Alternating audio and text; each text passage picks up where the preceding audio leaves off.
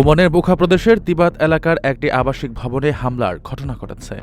একটি কোম্পানির কর্মীদের বাসস্থান হিসেবে ব্যবহৃত এই ভবনে হামলায় অন্তত দুজন প্রবাসী মাঝারি ধরনের আঘাত পেয়ে আহত হয়েছেন। হামলায় 4টি গাড়ি ক্ষতিগ্রস্ত হয়েছে এবং পাশের একটি বাড়ির জানালার কাচ ভেঙে যাওয়ার খবর পাওয়া গেছে। একটি নিরাপত্তা সূত্রের বরাতে বিষয়টি নিশ্চিত করেছে ওমান নিউজ এজেন্সি। ঘটনার পরপরই সংশ্লিষ্ট কর্তৃপক্ষ এর তদন্ত শুরু করেছে। নাগরিক ও প্রবাসী সবার সার্বিক নিরাপত্তা নিশ্চিত করতে সব ধরনের প্রয়োজনীয় ব্যবস্থা নেওয়ার কথা জানিয়েছে স্থানীয় প্রশাসন। এর আগে সোমবার উপসাগরীয় আরেক দেশ সংযুক্ত আরব আমিরাতের ফুজেরা অয়েল ইন্ডাস্ট্রি জোনে ড্রোন হামলা চালিয়েছে ইরান। ফুজেরা অয়েল ইন্ডাস্ট্রি জোনে তেল শোধনাগার এবং একাধিক ডিপো রয়েছে।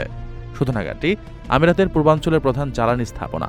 ধারণা করা হচ্ছে মূল হামলাটি হয়তো সংযুক্ত আরব আমিরাতকে লক্ষ্য করেই চালানো হয়েছিল,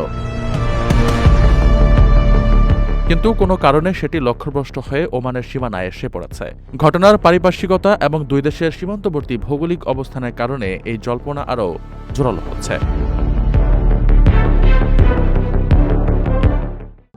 প্রবাসীদের জন্য নির্মাণ হচ্ছে দেশের প্রথম স্মার্ট সিটি, যেখানে থাকছে স্কুল, মসজিদ, হাসপাতাল, সুইমিং পুল, হেলিপ্যাড, পাঠাগার, জিম, সুপারমার্কেট, শিশু পার্ক সহ সকল নাগরিক সুবিধা।